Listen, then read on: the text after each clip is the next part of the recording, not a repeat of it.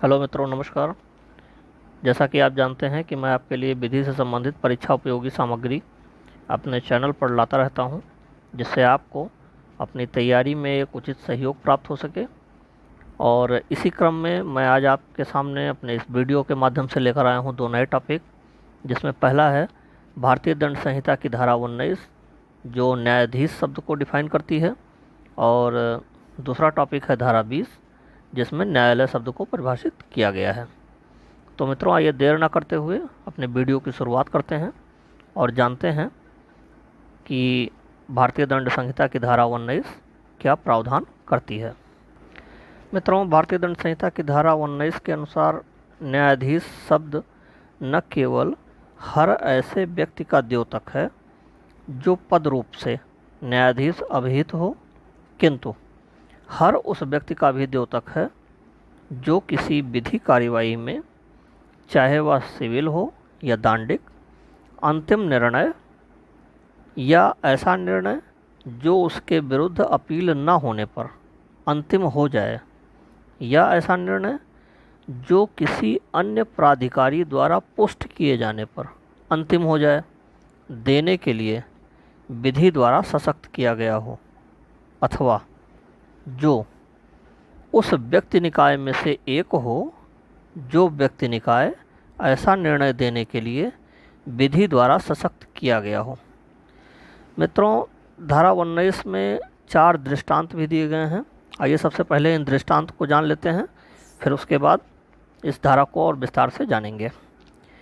मित्रों, पहला दृष्टांत है सन 1859 1859 के अधिनियम 10 के अधीन किसी वाद में अधिकारिता का प्रयोग करने वाला कलेक्टर न्यायाधीश है। मित्रों, दूसरा दृष्टांत है किसी आरोप के संबंध में जिसके लिए उसे जुर्माना या कारावास का दंड देने की शक्ति प्राप्त है, चाहे उसकी अपील होती हो या ना होती हो, अधिकारिता का प्रयोग करने वाला मजिस्ट्रेट न्यायाधीश है। मित्रों, तीसरा दृष्टांत है मद्रास संहिता के सन 1816 के विनियम 7 के अधीन वादों का विचारण करने की और अवधारण करने की शक्ति रखने वाली पंचायत का सदस्य न्यायाधीश है। मित्रों, चौथा दृष्टांत है किसी आरोप के संबंध में जिसके लिए उसे केवल अन्य न्यायालय को विचारणार्थ सुपुर्द करने की शक्ति प्राप्त है, अधिकारिता का प्रयोग करने वाला मजिस्ट्रेट न्यायाधीश नहीं है। मित्रों, दृष्टांत दिए जाते हैं किसी धारा के परिणाम को समझाने के लिए कि किस तरीके से वह धारा लागू होगी। अर्थात मित्रों, आप ऐसे समझ सकते हैं कि जैसे धारा 19 की पहली लाइन कहती है कि न्यायाधीश हर वह व्यक्ति है जो पद रूप से न्यायाधीश हो, जैसे हाईकोर्ट के न्यायाधीश, जिला न्यायाधीश, अर्थात जिनको न्यायाधीश का पद मिला हो वह न्यायाधीश हैं।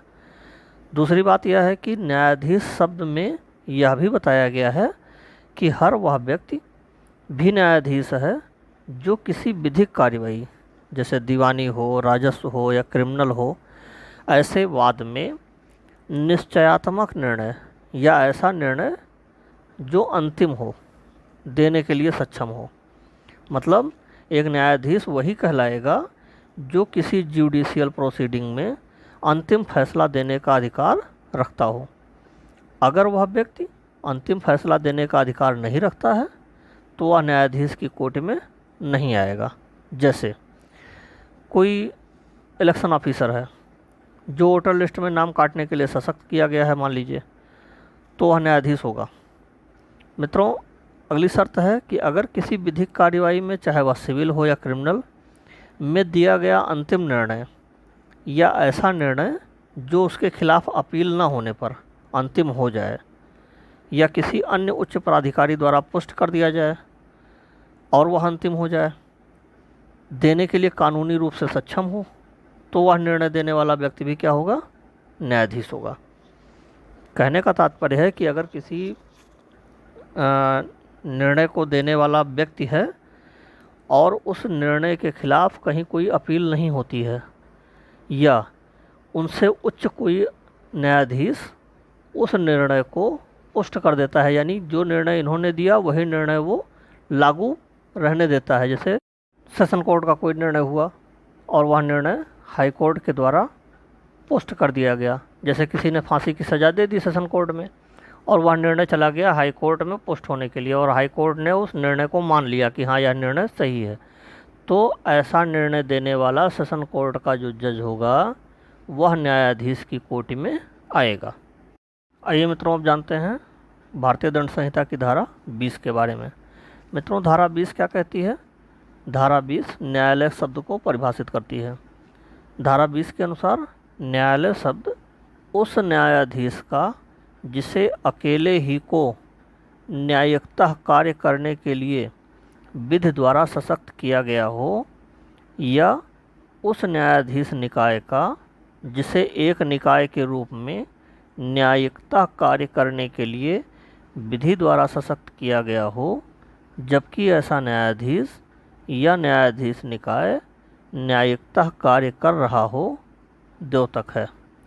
मित्रों, इस धारा का दृष्टांत है कि मद्रास संहिता के सन 1816 के विनियम 7 के अधीन कार्य करने वाली पंचायत, जिसे वादों का विचारण करने और अवधारण करने की शक्ति प्राप्त है, न्यायालय है।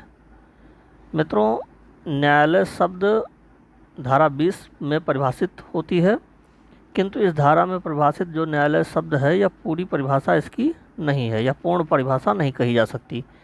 मित्रों, इस धारा में केवल न्याय के न्यायालय में केवल वही न्यायालय शामिल किए गए हैं जो न्यायिक कार्य करते हैं, लेकिन अगर वो प्रशासनिक कार्य करने लगे तो उन्हें न्यायालय नहीं कहा जाएगा। जैसे rent and control eviction officer इस धारा के भावबोध में अगर हम देखें तो न्यायालय की कोर्ट में नहीं आते, जबकि वे सिविल न्यायालयों की शक्ति का प्रयोग करते हैं। तो न्यायालय इस धारा के अनुसार क्या है कि केवल ऐसे न्याय के न्यायालय जो न्यायिक कार्यवाही कर रहे हों उन्हें न्यायालय की कोटि में रखा जाता है। तो मित्रों, आशा करते हैं कि आपको धारा 19 और धारा 20 समझ में आ गई होगी। न्यायाधीश और न्यायालय समझ में आपके आ गए होंगे। मित्रों, आपसे नए वीडियो में फिर पुनः आपसे मुलाकात होगी। तब तक के लिए नमस्कार। वीडियो को वॉच करने के लिए आप सभी का बहुत बहुत धन्यवाद।